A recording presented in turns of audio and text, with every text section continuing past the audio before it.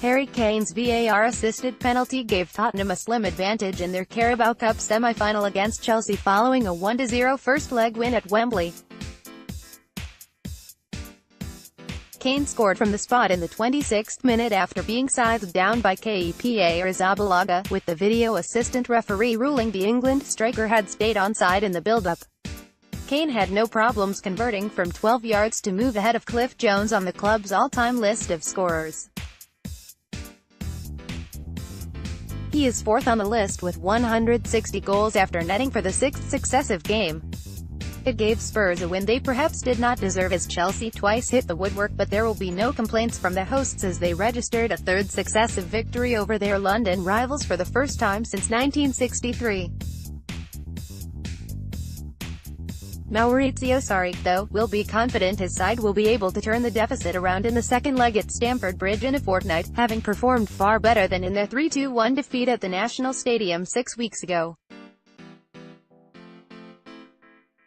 Tottenham have won 3 successive games against Chelsea for the first time since a run of 5 between March 1961 and September 1963. Bragging. OptaJoe, at OptaJoe, January 8, 2019. Chelsea's defense were run ragged by Son Heung-min in that league fixture in November, and they were given a reminder of the threat posed by the South Korean in the early exchanges. First, he burst through and ended up on the floor after a tangle with Andreas Christensen before another foray carved out the first chance. He caused panic down the right, and the ball ended up with Kieran Trippier, whose cross was met by Kane's ambitious overhead kick that went straight at Arrizabalaga. The keeper's next involvement led to Tottenham taking the lead in the 26th minute, after a lengthy intervention by VAR. Kane was set clear by Toby Alderweireld's long ball over the top and play was allowed to continue, despite the assistant intimating he thought the England striker was offside. Kane got to the ball first and was clattered into by Arrizabalaga. Referee Michael Oliver consulted VAR, who ruled that Kane was just onside and that he had been fouled. It was the perfect use of the technology, and a nerveless spot kick followed from Kane, who drilled into the bottom corner for his 160th goal for the club. Chelsea were not happy about the decision, but tried their best to get back into the game, and only the woodwork stopped them equalizing.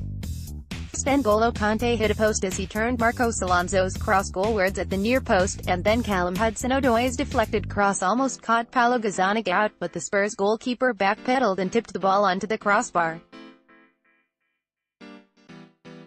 Sarri's men were putting up a far better showing. After Arrizabalaga saved a Kane effort from distance, Gazzaniga was called into action at the other end, first denying Eden Hazard and then Kanté. Chelsea's best chance came just before the hour, and they will rue it, falling to Christensen as the defender, unmarked at the back post from a corner, stabbed wide with the goal at his mercy. Spurs, who were not helping themselves, were hanging on at times as Hazard desperately tried to produce a moment of brilliance, but there was always a body in the way. It was a frantic ending, but Spurs held on to take a narrow lead to Stamford Bridge on the 24th of January.